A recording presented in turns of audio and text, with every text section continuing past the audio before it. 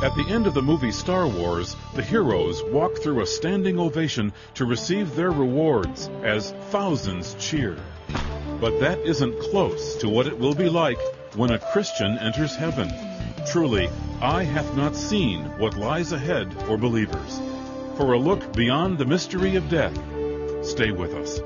From Chicago's Moody Church, this is Running to Win with Dr. Erwin Lutzer, whose clear teaching helps us make it across the finish line.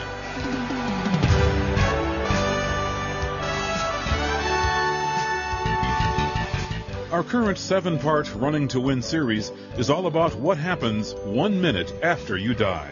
Today, Dr. Lutzer begins message number 3, The Ascent into Glory. Today my message is entitled, The Ascent into Glory. We will not be speaking specifically about what it is going to be like to arrive in heaven. That we are reserving for the next message. But today we want to look at death from a biblical point of view to see how God sees it and why we should not fear that ascent into heaven. But first of all, before I begin the message, I do need to make a clarification. I hope it will be a clarification.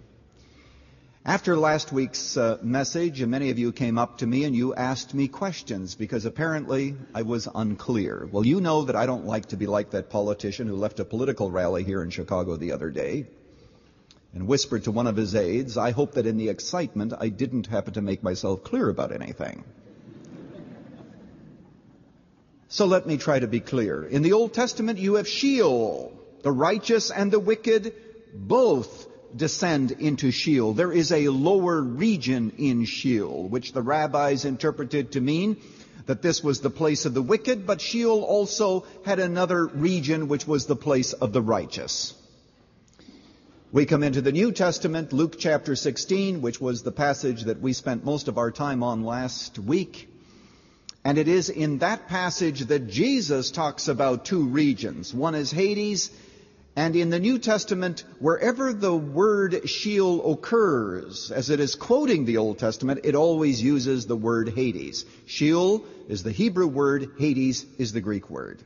However, in the New Testament, it is interesting that Hades is never a positive place. It is never looked at as the region of the righteous dead per se. But nevertheless, you do have those two compartments. As we discussed, the rich man and Lazarus, they have this conversation even though a gulf is between them, and they cannot cross over from one side to the other. Now, all that I can tell you is that in the New Testament, after the ascension of Jesus Christ, there does not seem to be any talk about two compartments or two regions.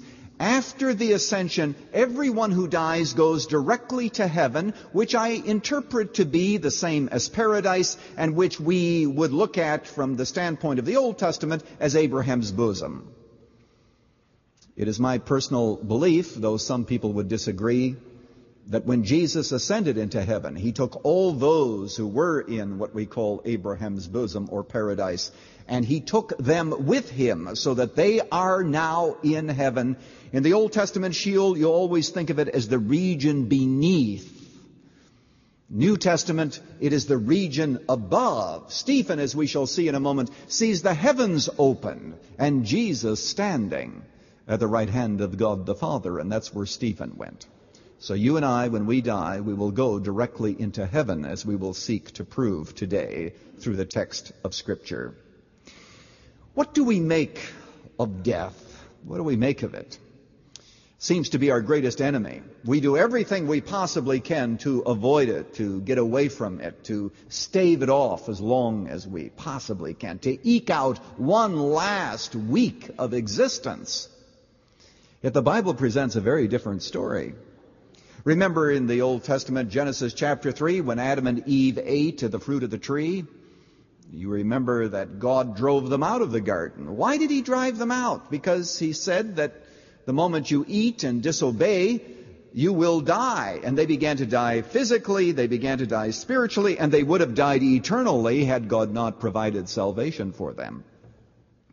But when he sent them out of the garden, the text says that he put some cherubim there, a flaming sword to protect the tree of life. They ate of the tree of the knowledge of good and evil, but God wanted to keep them from the tree of life. Why? Because if they had eaten that, they would have been immortalized in their sinful state. They'd have lived as sinners forever. They would not have died, but what a miserable existence it would have been. But God protected them from that. You know why? Because he wanted to give us what we could call today the gift of death.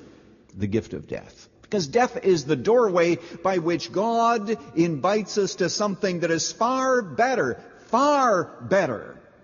And that is personal fellowship with him in heaven. What I'd like to do today is to look at 5 images of the New Testament, in the New Testament, on death. Normally, as you know, I take a passage of Scripture and expound it. But this time we are going to have to speak topically because these images exist in different parts of the Bible.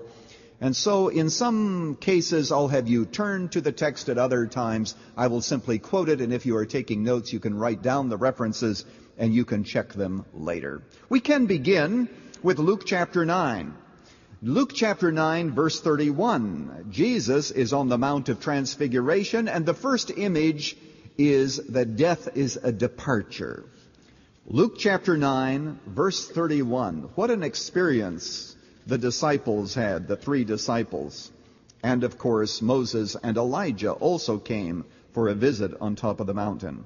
But it says in verse 31, Moses and Elijah were there, who appearing in glory were speaking of his departure. That's the word that I want, because the Greek word there is exodos.